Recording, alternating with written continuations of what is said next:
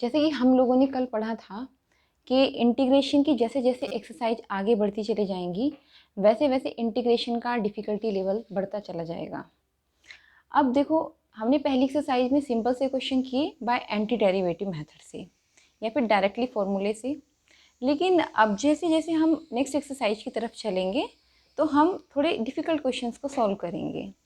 अभी हम सबसे पहले पढ़ेंगे मेथड ऑफ सब्स्टिट्यूशन, इसके बाद हम पढ़ेंगे बाय पार्शियल फ्रैक्शन और उसके बाद पढ़ेंगे इंटीग्रेशन बाय पार्ट्स। सबसे पहले हमें सीखना है method of substitution.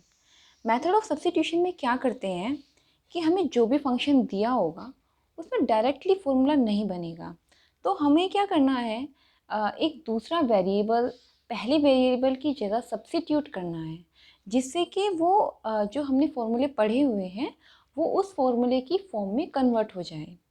For example, अगर हम tan x की बात करते हैं, इंटीग्रेशन ऑफ tan x, यूँ तो मैंने आपको डायरेक्ट फॉर्मूला लिखाया है, लेकिन वो फॉर्मूला भी कैसे ड्राइव हुआ, वो मेथड ऑफ सब्स्टिट्यूशन से ही ड्राइव हुआ है। तो सबसे पहले हम बेसिक क्वेश्चन लेके चलेंगे, integration of tan x।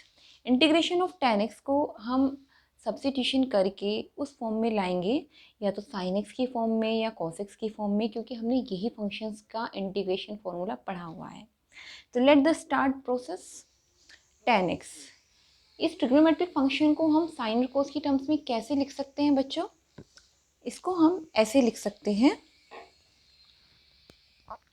Sign x upon cos x dx। तो tan x को कैसे लिखते हैं? Sine x upon cos x। क्या अभी हमारे पास डायरेक्ट फॉर्मूला बना हुआ है? नहीं।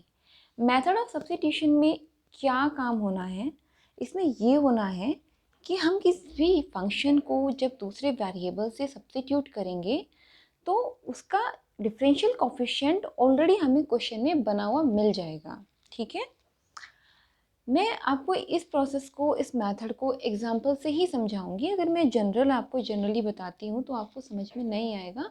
एक या दो एग्जांपल से आपको ये चीज़ क्लियर हो जाएगी कि इसको करते कैसे हैं। Sine x upon cos x d x.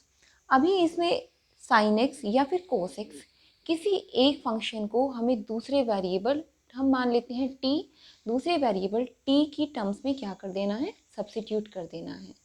तो for example, if we take cos x is equals to t, तो let take cos x is equals to t, तो let cos x is equals to t।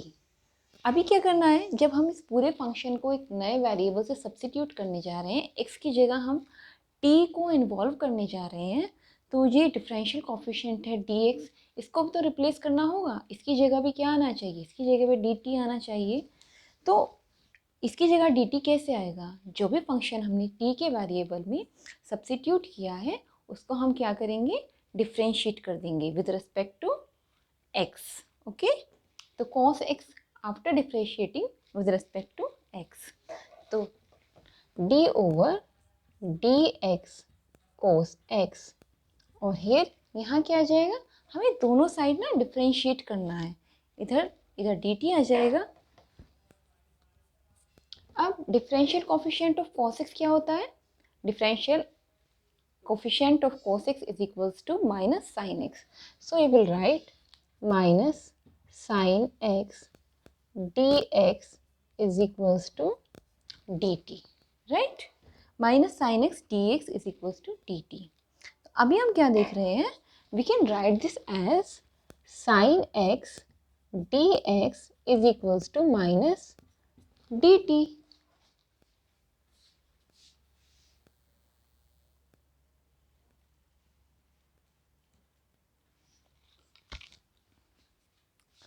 तो minus sine x d x is equals to minus d t. अब ऊपर question में देखो, अगर हम question में अगर थोड़ी देर के लिए इसको क्या करना है, थोड़ी देर के लिए इसको हम हाईलाइट कर लेते हैं। ठीक है, तो ये हो जाएगा आई। अब इस आई इंटीग्रल में हमने क्या किया है? cos x को t लेट किया है, तो जो जो हमारे पास वैल्यूज़ आई हैं, एक तो है ये cos x is equals to t, तो ये सब्स्टिट्यूशन है, और दूसरा सब्स्टिट्यूशन है ये वाला sin x dx is equals to dt। तो लेट पुट दीज वैल्यूज और let substitute these values in given integral. तो कैसे करेंगे? cos x कीजिएगा बच्चों t और sin x dx कीजिएगा माइनस dt। तो सब्स्टिट्यूट दीज वैल्यूज। तो अभी हम सब्स्टिट्यूट करने जा रहे हैं। तो अभी क्या हो जाएगा? I इज इक्वल्स टू, देखो cos x,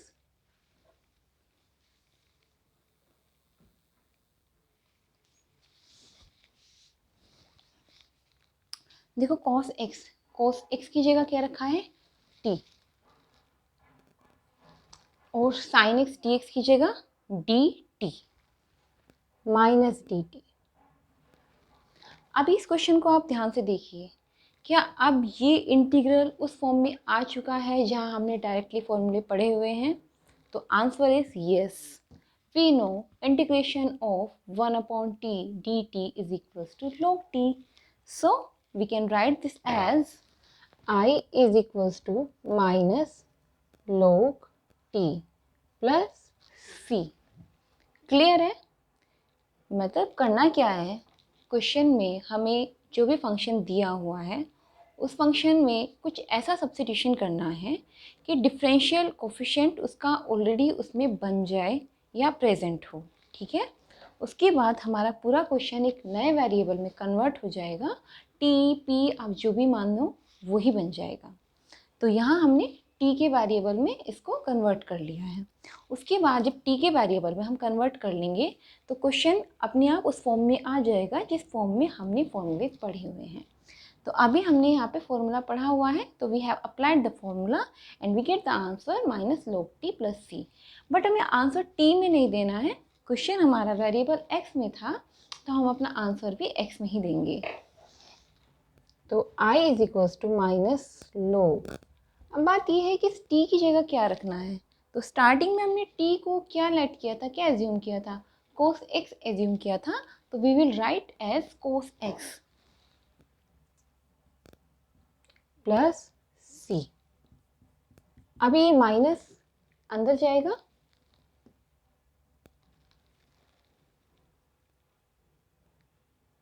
हाँ we can write this as log cos x। और ये अगर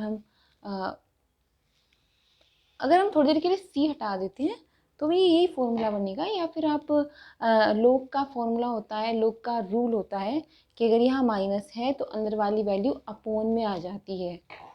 you can write as log 1 upon cos x plus c, और you can write as log sec x plus c।